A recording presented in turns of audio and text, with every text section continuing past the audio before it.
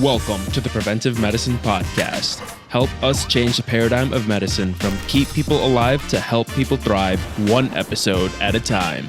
And now, here's the show. So again, Dr. Whyte, we're super happy to have you on the podcast. We've been prepping for this one for weeks. We've been really looking forward to this one. So just kind of, piggybacking off of that very impressive intro, can you kind of just tell us a little bit about how your career got started, what you're doing right now, and where you see yourself in the future? Sure. And, I would say when I started my medical training, I thought I was going to be a surgeon. So I never thought that, I would be in the media world, that I would have worked at a TV station. And, I'm much older than you guys, so WebMD didn't even exist, back then. But that's what I thought I would do. And the reason why I say that is I've always kept an open mind as to a career path. So even though I wanted to do surgery, I was always interested in health policy. So I went to the University of Pennsylvania as an undergrad. I was involved even then in some health policy topics and health economics. So I thought, I want to do health policy.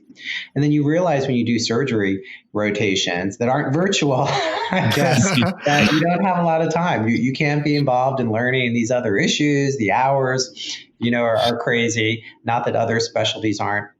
But I realized I liked more of those aspects of internal medicine, watching that patient over time, being involved in their care. I actually enjoy knowing about a lot of different conditions and maybe not knowing all the details about, the cornea, but, knowing enough to help manage patients. So I really liked internal medicine. And again, throughout my training, even in medical school, I was very interested in health policy. I spent a summer in government. And advice that someone gave me was, if you're not exactly sure what you're going to do, always do a full residency and become board certified. And, that really has been great advice because I work with a lot of folks in health policy. You mentioned I worked in government. A couple areas of why it's important is because, one, it gives you that added expertise. People always ask me if I still see patients. And sometimes it's a curiosity, but other times I think it's a way to try to diminish one's value and perspective. But I also have learned an enormous amount of still seeing patients now. So while I was at FDA and we did a lot on e-prescribing, I would have to say to a lot of the other colleagues, okay, let me tell you how e-prescribing works. Like, this is how it really goes on. Or what are physicians really talking about? WebMD also owns Medscape. Many of you may know Medscape. And, just talking to other physicians, learning what they're interested in, knowing the CME requirements by having to fulfill it.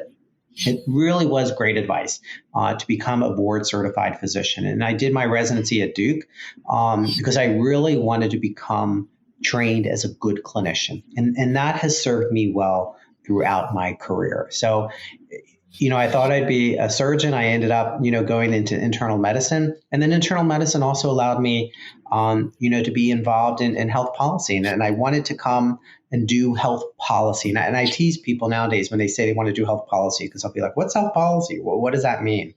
And I was in California at the time at Stanford, and I thought about staying in California.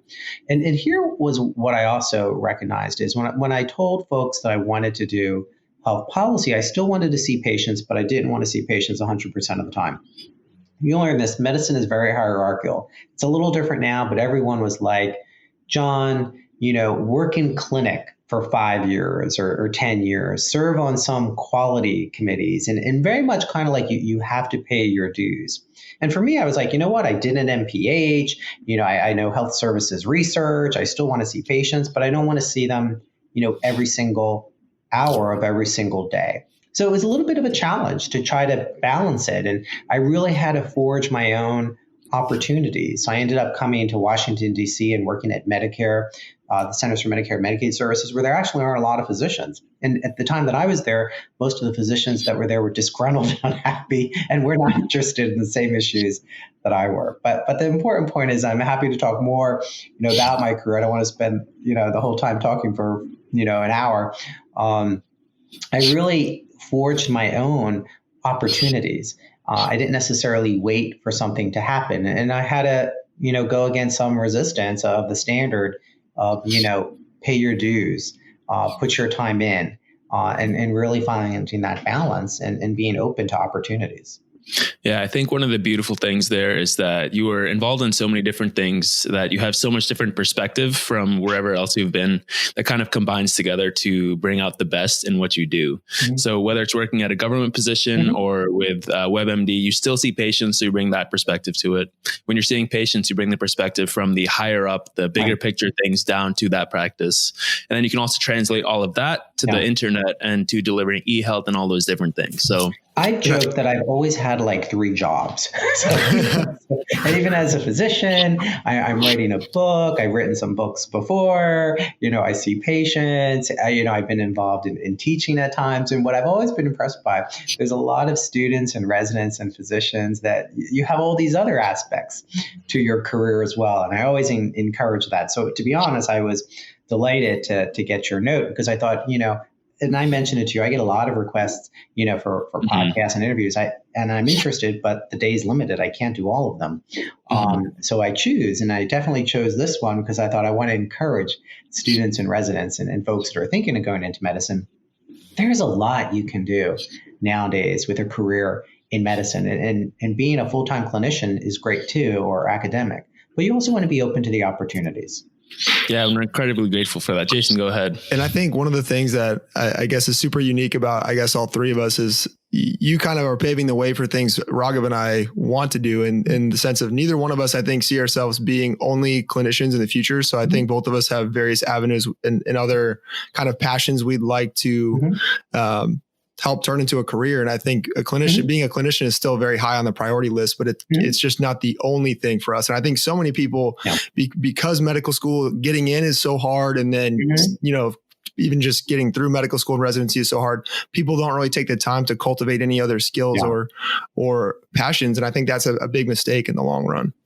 Well, I think the training discourages it. It's very hard to multitask and to manage time. And it's almost as if you have other interests that you're not committed, to this idea that you want to become a good doctor. And being a good doctor has many definitions nowadays.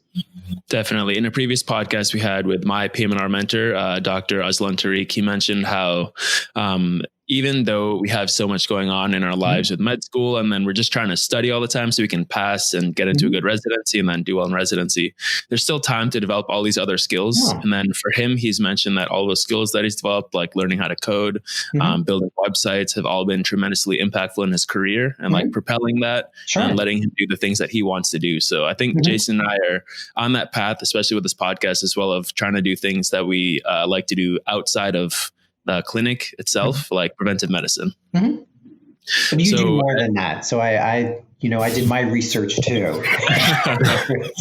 And you all have outside interests as well, whether it's health and wellness and fitness or communication. So you all have some interests as Preventive medicine is an incredibly important topic. I want to thank you for taking the time to watch this video. For the full episode, find us on your favorite podcast streaming platform. If you enjoyed this video, don't hesitate to hit that subscribe button, like this video, and share it to keep that message spreading. Thank you once again for watching this video, and we'll see you in the next one.